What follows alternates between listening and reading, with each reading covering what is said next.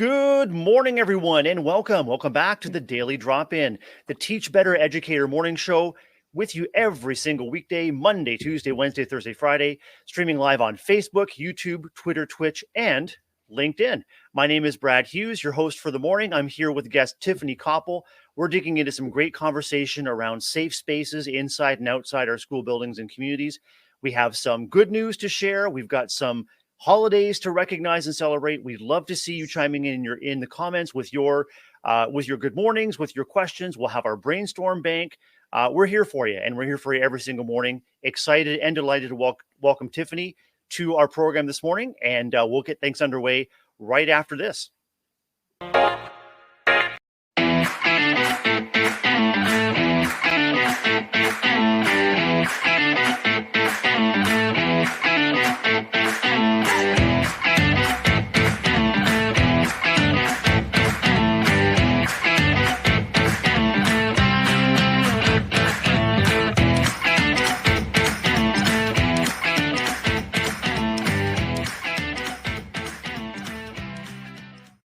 Good morning, everyone. Welcome back to the Daily Drop-In. Good morning, Tiffany. Welcome to the show.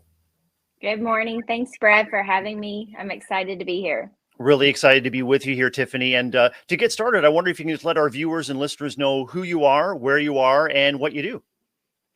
So my name is Tiffany Copple, and I am a principal at a pre-K through 5 elementary in Southern Indiana.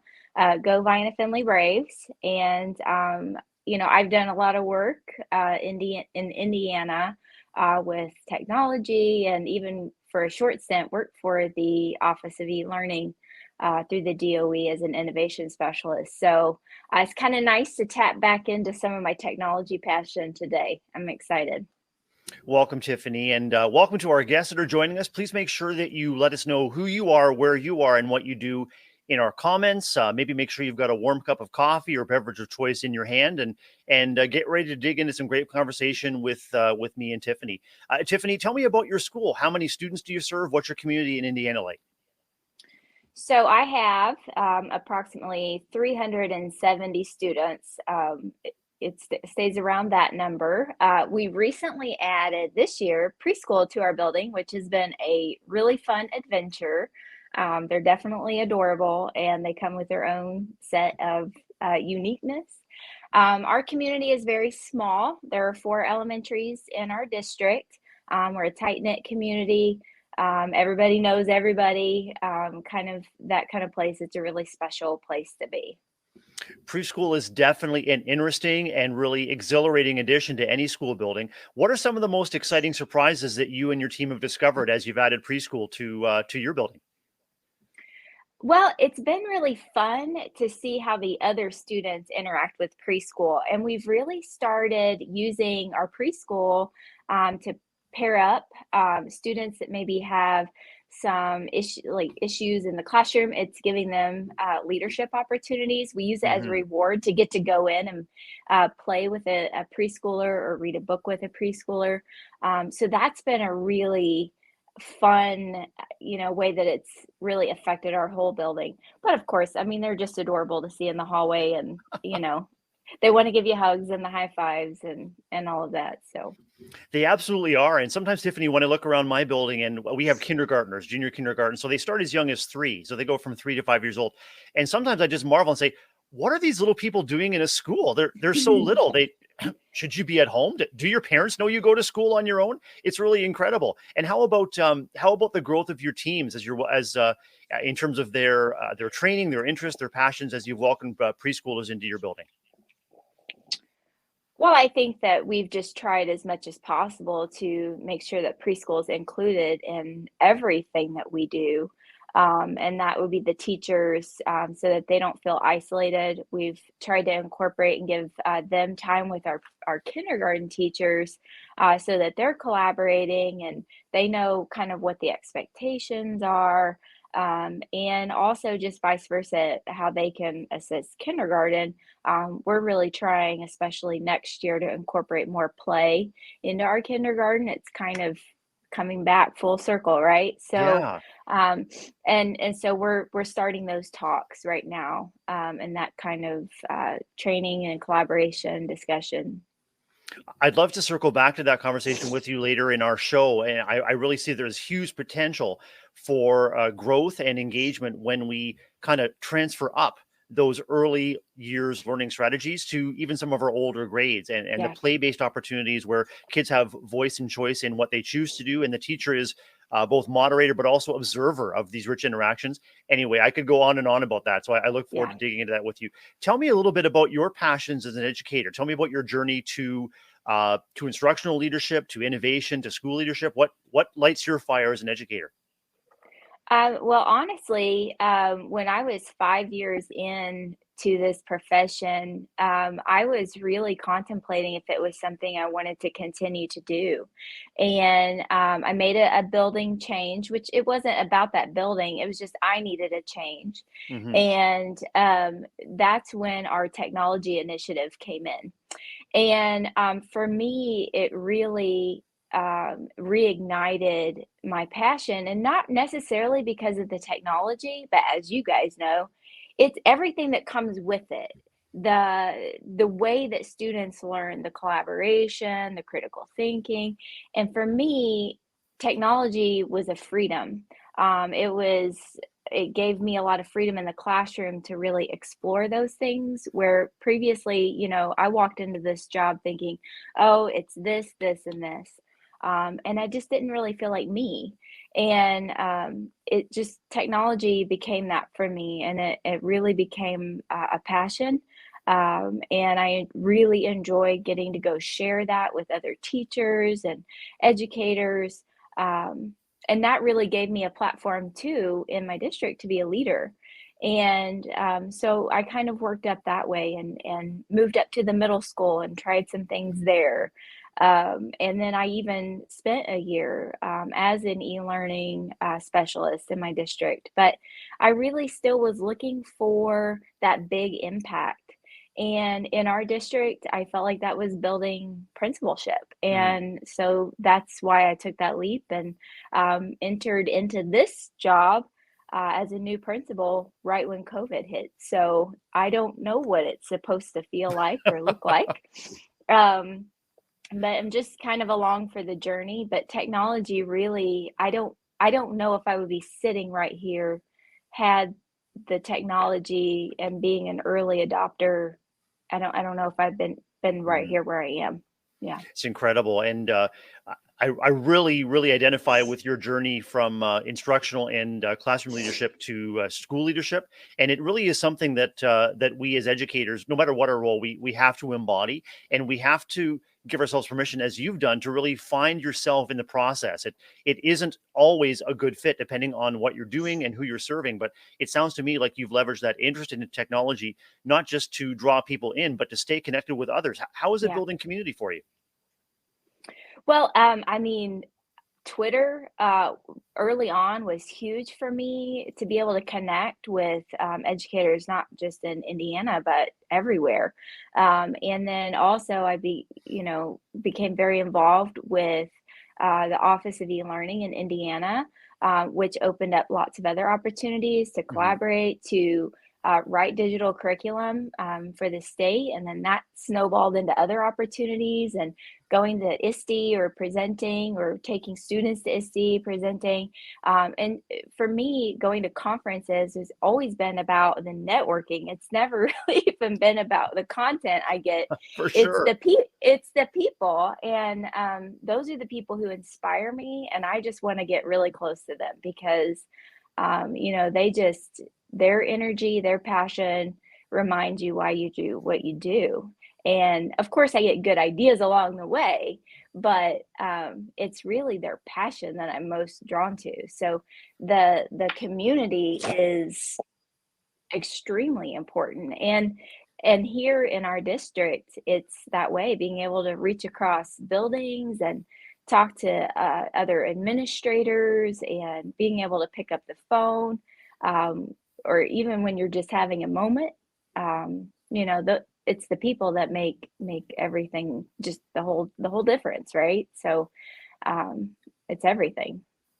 Yeah, it sure is. It's not the what of it's not what we do. It's the who that's in our Yeah. teaching and educating and personal lives. And then we were talking about networking and coming together in conferences. You're coming together with people who share the why. They share your why, Tiffany, of coming together in service of kids and to lift each other up as educators, recognizing the challenging but also exciting work that we do. So good morning to Alex in our comments on Facebook. Good morning to all of our viewers and listeners. Please let us know who you are and where you're watching. Let us know what you're drinking this morning, whether it's coffee or tea. We've got a celebration this morning. Tiffany, do you have a warm drink with you? Oh, yes. Oh no, I'm not a warm drink girl. I'm a Diet Coke girl. That's perfect. That's perfect. I have a school staff member whose go-to is classic Coke, and that's the morning drink of choice there. So no matter what's in your hand or where you are, we're here for you. So Tiffany, we're going to change over after a transition Yeah. to our brainstorm bank, an opportunity for us to collaborate with our listeners and viewers, whether you are listening live and watching live on Facebook, YouTube, Twitter, Twitch, or LinkedIn, or maybe you're joining us later with our convenient time shifting feature. Tiffany, people can listen to us and watch us later on any of those platforms, and they can also listen to us and catch our recap on the Teach Better Talk podcast. So right after this transition, we'll dig into our brainstorm bank. How's that sound? That sounds great. Fantastic. Bear with me as I find the transition. The training wheels aren't off here for this daily drop-in host. We'll be right back.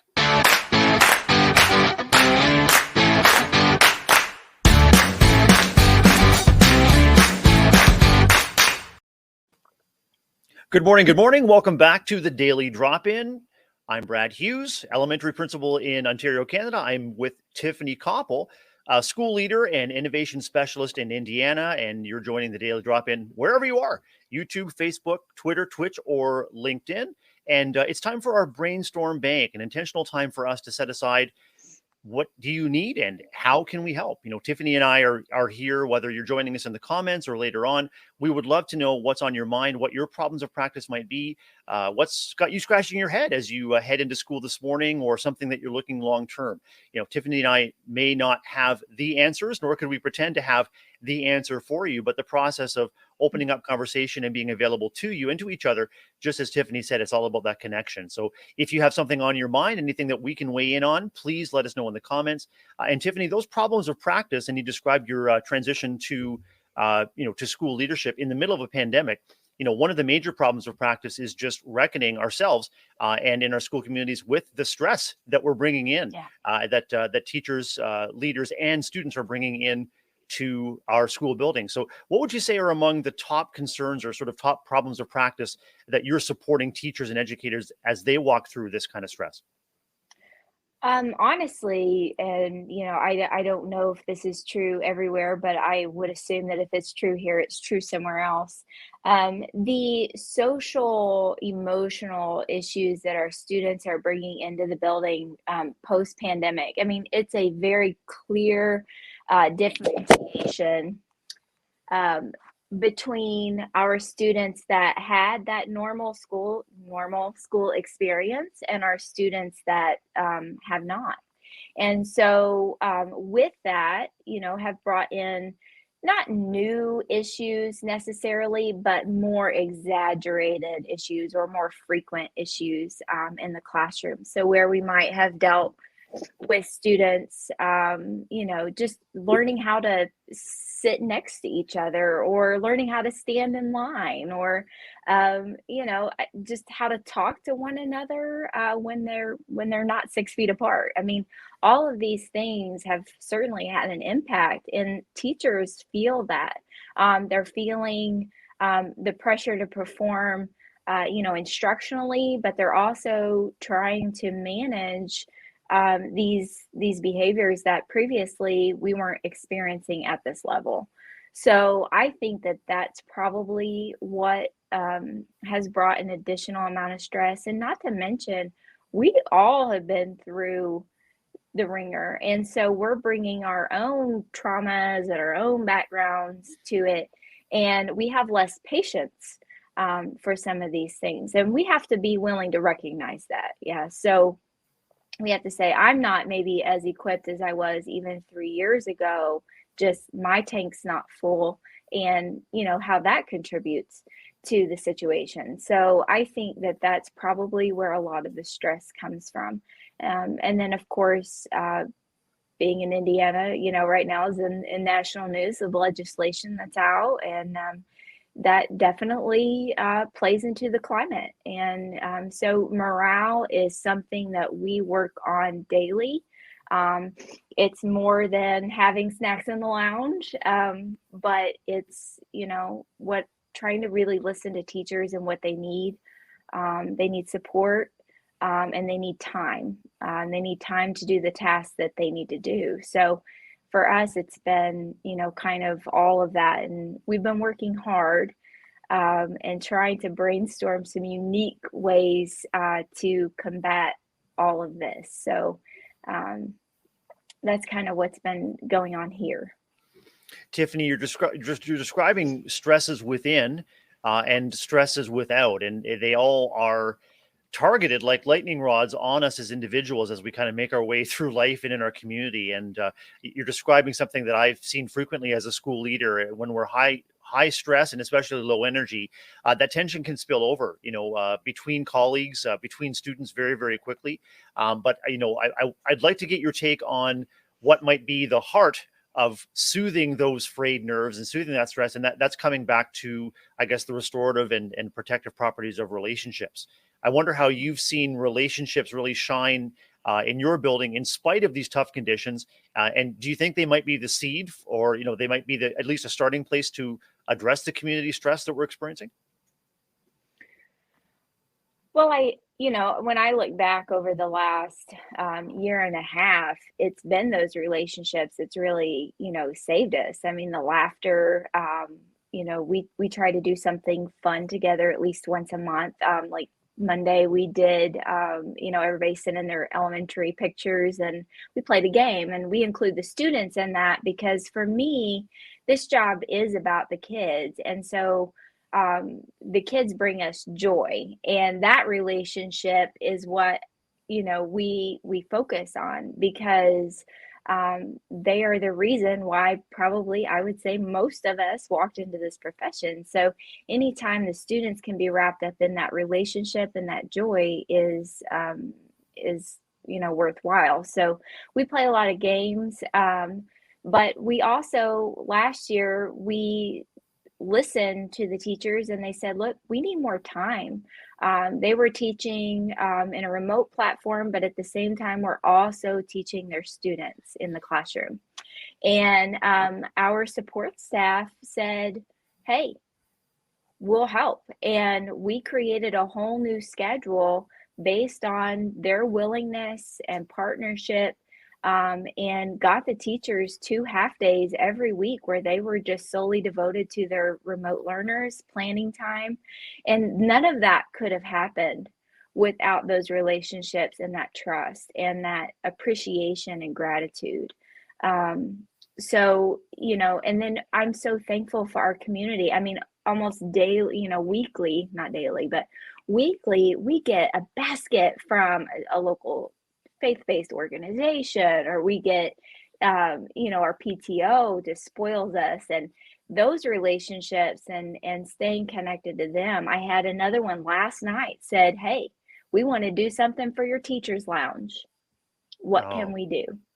And so, staying connected to all of those players, I feel very grateful for the school community that we have. They've been largely extremely supportive with these very, polarizing, emotional things, masks and social distancing, and they've stayed with us. They've said, whether we agree or not, we're with you, so that's, for me, the relationship is just support, gratitude, appreciation. Tiffany, that teacher's lounge that you're describing, what a wonderful opportunity to partner with your community to enhance and provide a safe and comfortable space for faculty who are in the thick of things. I mean, do you see that faculty lounge, that teacher's lounge, as that kind of safe space, that refuge? And what other spaces like that exist in your school building for the faculty and staff? Yeah, I would say that our teachers' lounge is a safe space. I've worked in a lot of buildings, and I remember when I was in college, and they would say, "Stay away from the teachers' lounge." But really, ours is a place of laughter and a place of just fun. And so I feel like it is a safe space.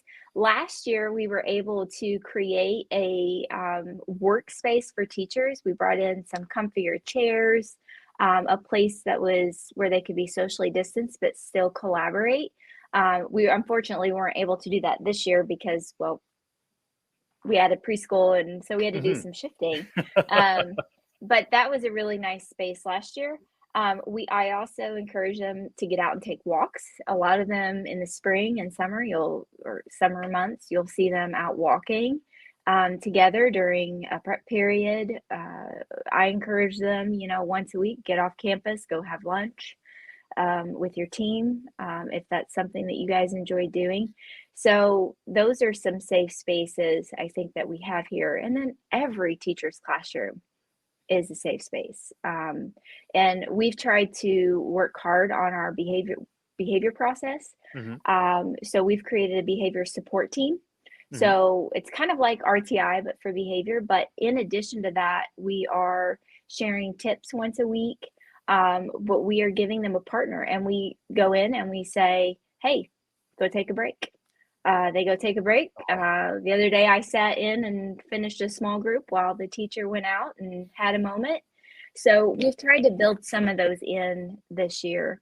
Our space is very limited in our building, but we try to do the best we can. That's outstanding, and just the opportunity and the knowledge that your staff members have that relief and help is just a phone call away, or maybe it's just an intentional moment of stopping by and saying, "Hey, what do you need? How can I help?"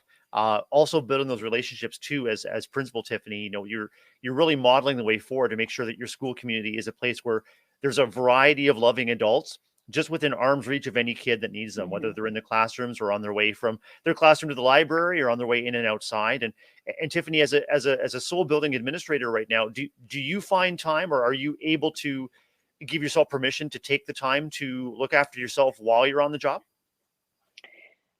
I'm just going to be very honest. That's Hmm. something I am still working on, and I have gotten a little better this year. I was pretty much on 24/7 last year. Hmm. And some of that was because of COVID. I mean, well, a lot of it was because of COVID. For sure. Let's be honest. I mean, we would make a schedule and then the next day have to change the schedule. Hmm. But this year I have tried to set some boundaries for myself. So even if I can't get the moments here at school, I'm trying to really protect my time at home. Mm. So I don't answer, I don't even look at my email beyond 6 o'clock.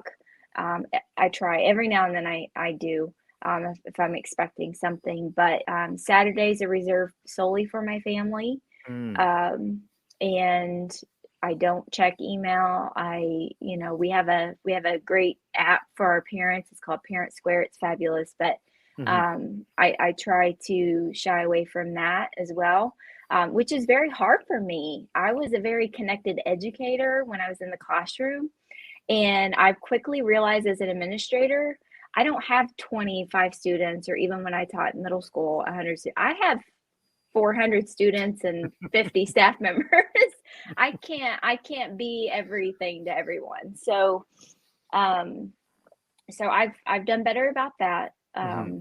And I think as hopefully we can whatever get back to a new jam, a new normal, that maybe some of those times will do it. But I'll be really honest. I say this. I have recently plugged myself into our coding class, and I teach 2 coding classes a week. So that's kind of my happy space. Oh, Yeah. it's what I think you found there is what a couple of Canadian authors call the third path, Tiffany. I mean, we as school leaders and educators, we know it's essential to focus on relationships as a foundation. Sometimes we think there are only two paths, or the way forward is through relationships, or the way forward is through the curriculum that we teach. And what you found through your passion and interest in coding is that third path, where the curriculum and the connections overlap. So in your case, it's not relationships, it's not connection before content. You're connecting through the content, and you're lifting your own spirits, and you're also, again, you're growing that network of loving and dedicated educators for all kids within your building. I'm so proud to hear that. Yeah, it's been really fun. It's definitely been a joy in the week to sit there with kids and get back into that collaboration and making our brains hurt. That's what I call it. And it really, it's hard to walk away not smiling after that. So We all have to find those moments of intention where we're, bringing joy to ourselves. And as school leaders and educators, we really model the way forward on that. I mean, if we are intentional, and we're, Tiffany, you're communicating some of your limits and some of the boundaries you're putting up to protect and show compassion and consideration for yourself and your loved ones. And I call them, the people, places, and things that bring you joy. We're also modeling the way forward and giving permission for our educators and people that we serve to do just the same. The other thing that's coming to mind is the wonderful connection through technology. We often think of technology as, microchips and buttons and lights and coding, and very dispassionate. But there is truly a human element when you seek it, and when you found that human element where you're leveraging technology to build human relationships. Have you always been able to find that third path as a technology innovator, Tiffany? Yeah, I think so. For me, I had the privilege one time in middle school to kind of create a course. And we were, I was just very honest with the students. Like, we're doing things that, I haven't done before. And we're going to sit down here and figure this out together. And that's just always been, for me, I don't, that's just always been such a release for me, and I think truly why I got into it, because when you're sitting on the floor with kids and you're Mm-hmm. coding a robot or or trying to put a computer together, I don't care what the project is, but there's not just talk about computers going on. I mean, you're really connecting with kids on a totally different level. They forget you're there, and they talk about their likes, their dislikes, their music, their passions, basketball. You get to know them just on a deeper level. And for me, that was what the beautiful thing, especially about middle school life, was having those conversations. But the same is true for elementary kids. It's just a little different and a little messier, but it's, for me, that's always been why we do what we do. And so as an administrator, that's something I've had to be very intentional about, because it'd be very easy to do all the paperwork and the emails and hang out in my office and, just do discipline all day, which is my least favorite thing. Well, I don't know. Maybe it's not my total least favorite thing, because then that's time still with kids. So, but 100%. yeah, 100%. And when we're seeking the why about the behavior that we're seeing, and again, right. your office must be one where kids know that they're going to be listened to, they're going to be Yeah, valued, and they're going to be accompanied through tough things. It's not a win-lose. It's a let's figure this out together kind of place. It sounds like your yeah. office is, Tiffany. Well, I hope it is, and a lot of times I'll tell the kids, they come in, I think they have that preconceived notion of, this is the principal's office, and I'll say, look at my face. Do I look mad? Mm. And that's one of the first things that I try to say, and they're like, no, you don't look mad. And because I'm not mad. I'm not mad. I'm here to help you. So tell me about what happened, and let's see where it went wrong, and how do we learn from this, and who did we impact with this behavior, and how can we, put some good back into the world where, maybe we took a little, sidestep. So for me, it's always about that. And I hope that kids largely feel like it's a safe space in our school.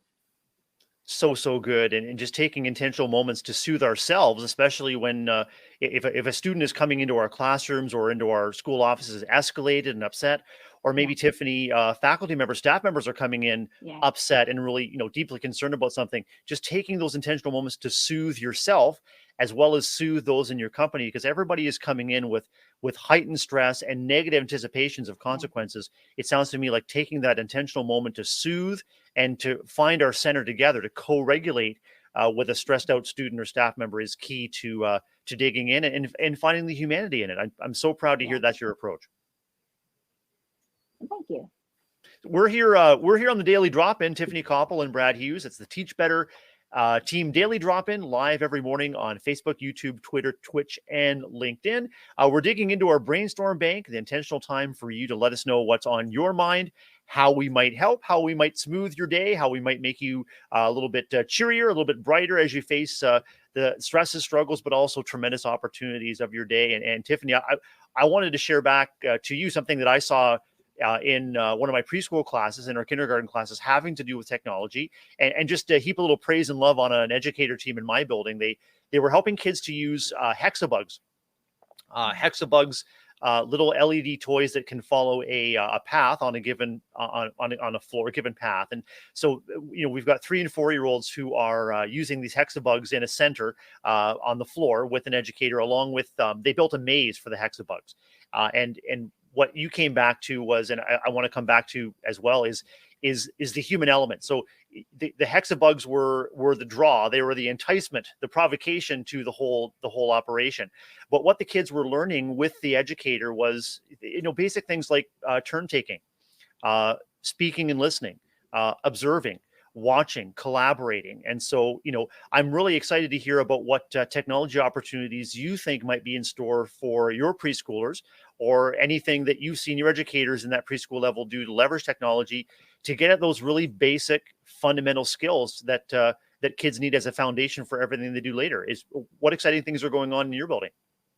So I'll be really honest, as of right now, not much, Mm-hmm. but we are working on the schedule right now so Yeah. that we can build in their opportunity to get that enrichment like all of our other students do.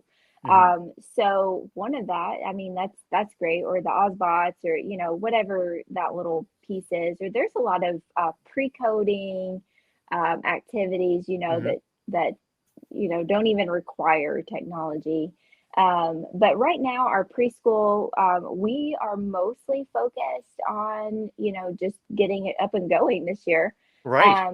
But we really believe in that play-based learning. So um, there's just a lot of hands-on activity that goes on in there, a lot of building and connecting. We have sensory paths in there, and some different things. But we've definitely been discussing, especially with the technology, like what would they be doing with Mm-hmm. that, because we don't want, and I'm not a fan, and never have been a fan of just saying technology is time, is getting on this app and playing this thing. Right. um so I don't want it to be that, and we know that, but we've brought up, I have those Sphero Minis. I mean, those would be very good for the Right. littles, but lots of fun opportunities for them to have. We've been talking too about our kindergarten, um, because what we're trying to do with everyone else is maybe not working out as well as we wanted it to work for kindergarten. Mm-hmm. So we're brainstorming some new things. And speaking of connections, I called a couple of people from, around the state that I know do really good things. And I say, hey, tell me what your littles are doing. Because I'll be honest, for the last 4 years of my teaching career, I was in the middle school. So, Mm-hmm. I'm sure there were lots of new things that came out. But like you said, it's not really about the device or the tool, it's about what you do with it. So I just want to make sure anytime that you add technology, that it's definitely intentional, it's definitely, appropriate, and it's going to get the result that you're hoping for. Um, and so we're in the exploration phase right now with preschool. So I'm really excited. Our teacher has an iPad. She does some different things up on the board, and they do some things together. But that's pretty much it. I'm not going to sugarcoat that. So All the process, right? All the process of Oh yeah, establishing that foundation, establishing those intentions, that vision for the program, and bringing your educators on board, focusing on the first things first, and then you can something to build on. That sounds like a really wise approach. Hey, yeah. we're going to be shifting now to our good news segment and Awesome. to our good news story and celebrating some holidays. Do you have any celebrations planned for today or for the end of the week in your life, Tiffany? Let's see. Well, we have right now our school is planning our Read Across America Week, so that's probably the next big thing that will happen here, celebration wise. But no, we just had a big weekend. My daughter turned 13, and it was Valentine's Day, of course, and so that was a big celebration weekend. And personally, that's what we did. And then I was listening to you guys, was that yesterday? I don't know. All the days kind of blend in about the Make a Grouch Smile. It was like National Make a Grouch Smile. So we did that at school Oh, wonderful. yesterday. Yeah. So that was pretty fun. The kids got a real kick out of that. But nothing, I don't think we have anything specific celebration wise other than the big week coming up. So Well, we've got some great ideas that you can bring to your family and okay. staff right after this break, and we'll dig All into right. our good news and our celebrations of the day. We'll see you on the flip All side. right. Mhm.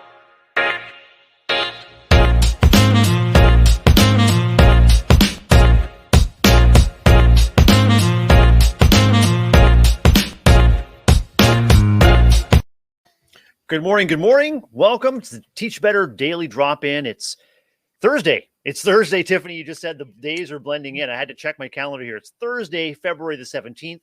I'm here with Tiffany Copple, Brad Hughes here with you on the Daily Drop In. Welcome. And if you are watching, joining us on Facebook, YouTube, Twitter, Twitch, or LinkedIn, make sure you let us know in the comments where you are, what you're up to today, and what you're celebrating. Tiffany, today, February the 17th, I'm looking at our calendar today. Today is Random Acts of Kindness Day. That's certainly something you can bring forward to your building, and I will to mine. I mean, if you had someone who was performing a random act of kindness for you today, Tiffany, what would touch your heart the most? What would light you up? Well, I think the simple answer is anybody who knows me knows that I have a deep affection for McDonald's Diet Coke. Oh, So my threshold is very low. I mean, if you show up with that, it's for me. And so that, but I don't know. I'm pretty easy. I'm a pretty easy to please. And my teachers know that if they have anything fun going on in class, they know to call me because that's probably my favorite.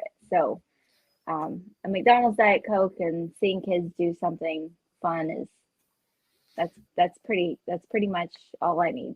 that's a winning combo. Would cabbage be involved at all? Today is National Cabbage Day. I'm not sure if your McDonald's Diet Coke and a side of coleslaw might do it for you. I'm not sure. National Cabbage Days. Is cabbage big in your world? Actually, yeah, it kind Yeah. of is. My grandma was a Eastern Kentucky Appalachian lady, and Hmm. she could really make some great cooked cabbage and cornbread. And if I could go back and have some of that, I mean, I would definitely take it. So The it's a good website National memory. Today, where I'm getting these days of the week, invites us to explore the unexplored world of cabbages. And Oh, I have to say, I'm intrigued. Cabbage is not high on my on my list of preferred things, but unexplored world of I'm really intrigued. There's something otherworldly about that. Tiffany, what if I told you today was my way day? My way, a day where you can expect to have it your way. What would that excite you to have everything your way today, or are you more of a go with the flow kind of person? I isn't that kind of like what your birthday should be? And I mean, my birthday never goes the way that I think it's gonna go. So I don't know. I think if you set up your expectation that your day is my way, then you're probably setting yourself up for some disappointment. So I the think you're world, right. yeah, the world doesn't cater to just us. So yeah, I don't. Sometimes I feel like it's just if I'm feeling kind of. You talked about the making a grouch smile. If I'm feeling grouchy, sometimes I feel it's like get out of my way day. But today is my way day. Maybe have it your way day. That reminds me of another fast food commercial. Maybe have it your way Mhm. is connecting back to your Diet Coke. But it's also National Cafe au Lait Day. And Ray Heward and I celebrated last Friday. We celebrated National Latte Day. At that point, it was also Don't Cry Over Spilled Milk Day. So our advice was to put the spilled milk into the latte. Tiffany, do you know or understand the difference between a cafe au lait and a latte? No, sir. I am not a coffee girl. Hmm. No. Um, all my coffee gift cards go to my teenage daughter. So Oh, mine too. Is there a coffee place nearby that's your daughter's favorite place to go?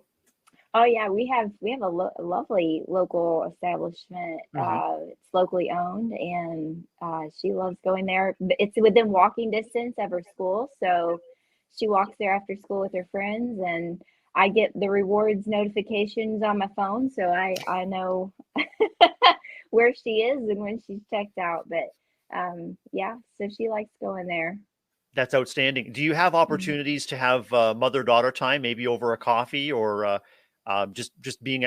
It's hard. I was going to say being out and about, but it's hard to do that during a pandemic. But is there anything that you do that brings both of you joy together? Well, it's really hard because I have 4 kids. Hmm. So it's really hard to get one-on-one time. So a lot of our one-on-one time is me driving her to whatever social event thing she has on her calendar.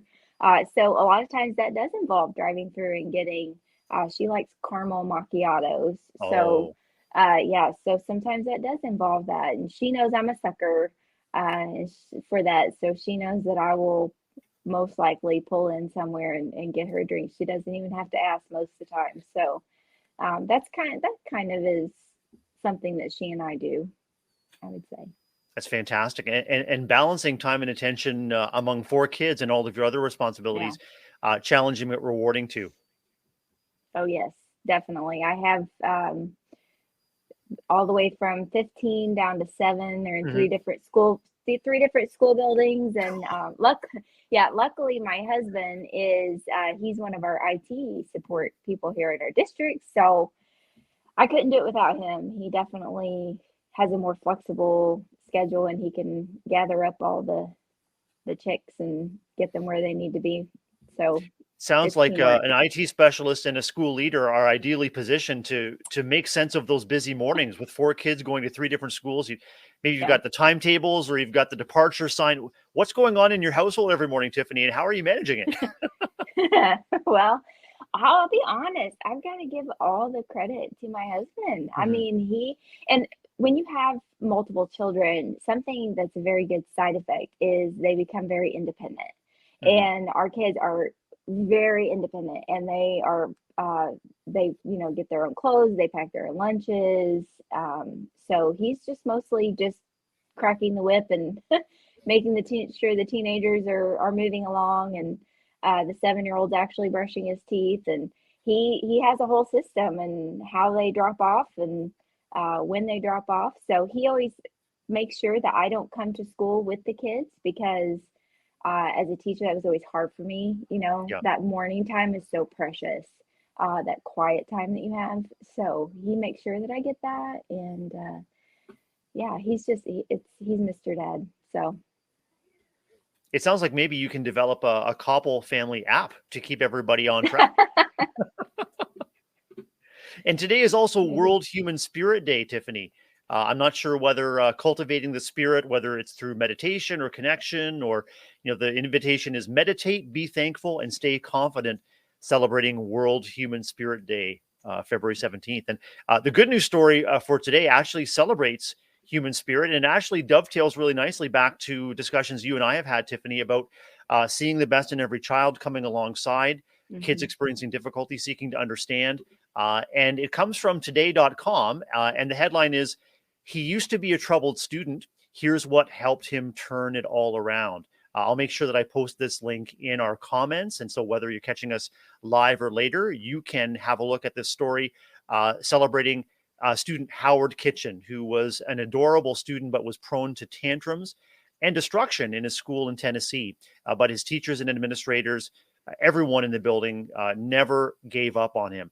The story describes how educators and staff members leveraged relationships day after day after day to support this student in turmoil, and developed friendships that have now been long lasting. Howard now, as a young adult, has returned and has contributed to the story, just celebrating and honoring the work of loving adults who never gave up on him. And Tiffany, I think you and I can both reflect on young people in our lives where it would have been easy and understandable to give up due to exhaustion, frustration, or dead ends. But it's the ability to hang in there with love and the ability to seek to understand behavior before we seek to come up with some solutions. It's thinking long term. Can you think of young people in your educator life or in your family life that we've just hung in and it's made all the difference? Oh yeah, I mean, as soon as you started reading that, names just start lining up in your brain, when they don't, or when they move away and you lose touch, that, man, that's really hard, because it's like you poured so much and you made sure that when you handed them off, that the people getting really understand, like, this kid is special, and these are the things that work. And when you lose that connection, man, that's really hard. But yeah, definitely. So I have kids. It's crazy to think that I've been in this long enough, but that they're out and in the world and have their own families. And there is nothing better than bumping into one of them at Walmart. They have a family. They're well. They're in a they're doing whatever to support their family, and that makes you feel really good that that it all is really worth it. And even for those who don't persevere past that, or just continue to have barriers in their life, like, you still don't give up, and you see them and you're like encouraging them, and making sure that it's a judgment-free conversation, and but just say, I'm still thinking about you, and I'm here, and reach out. So it kind of both ways.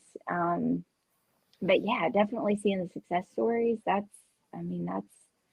very encouraging, very uplifting. Something our district does that I love is seniors get to select an educator that really had an impact on them. And those are the most powerful and emotional.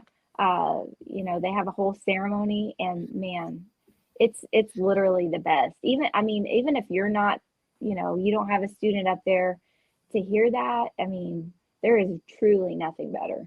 So yeah, definitely awesome story.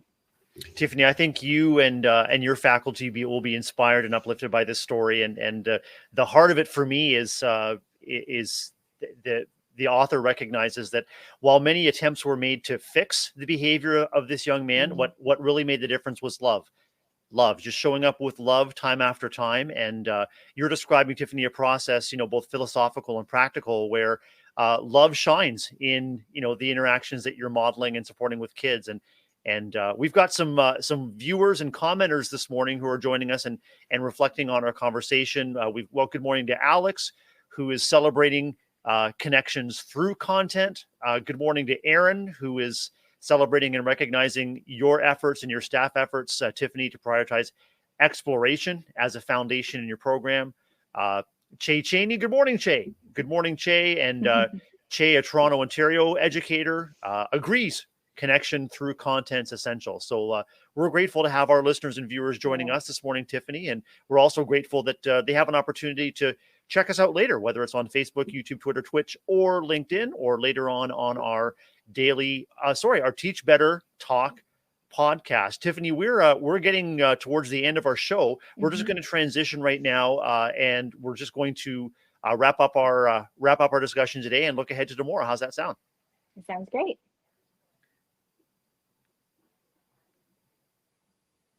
Great. Oh, sorry. Did you want me to say more? I don't know. No, no, Like not at this all. is No, the I'm end. no, it's on me. I'm looking for the right transition. I can fill in. I can I'm fill new. in if you Please need me do. to. Just please keep talking. I'll figure. Hey, let's try this.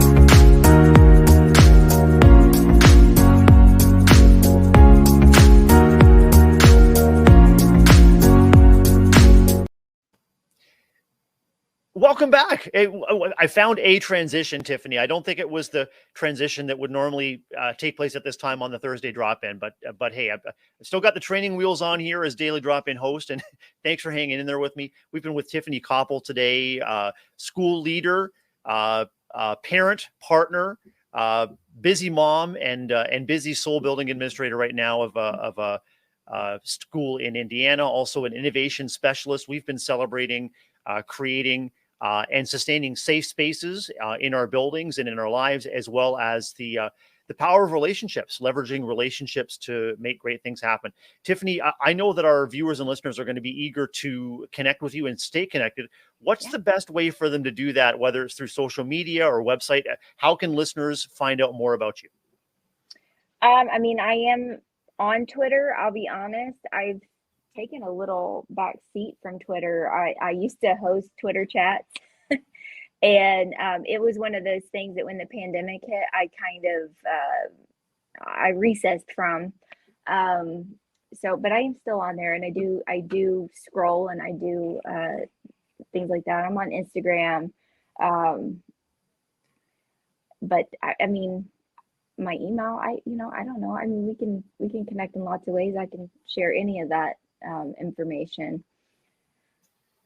It's been wonderful having you with us on the drop in. Yeah. And as we look forward to tomorrow, I'm really grateful to have Ray Hewitt driving the bus here and taking care of all of the transitions and all of the particulars. And I show up and I'm a co-host with Ray Hewitt tomorrow, Tiffany. So it's a little more than being along from the ride. I don't feel like I'm like in the sidecar or anything while Ray drives the motorcycle, but I'm grateful to have Ray as co-host again tomorrow, and we're wrapping up a great week.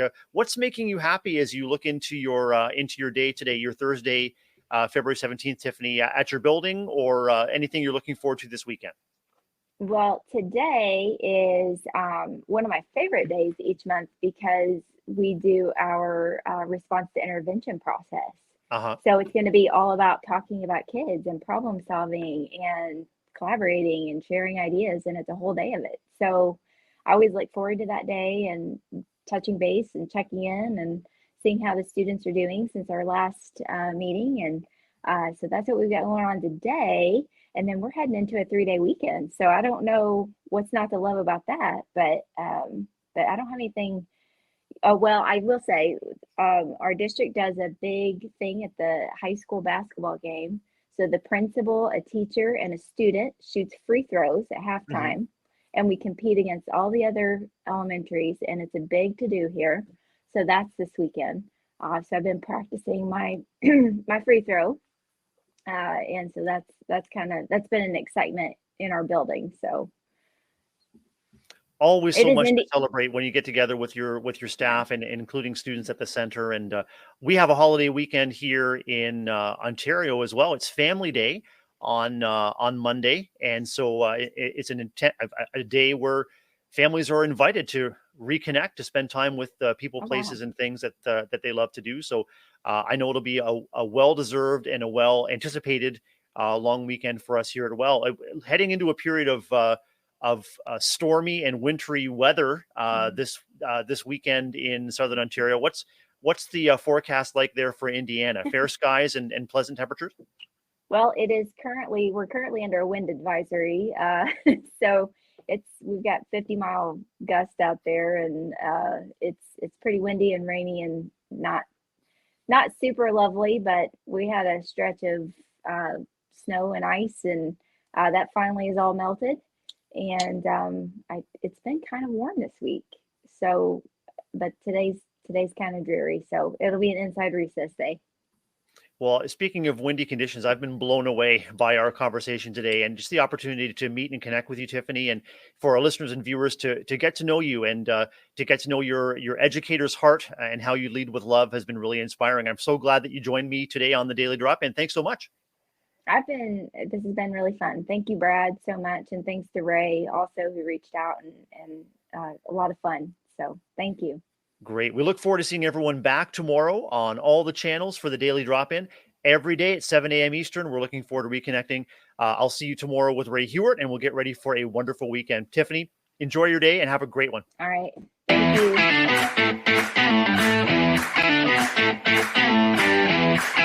you.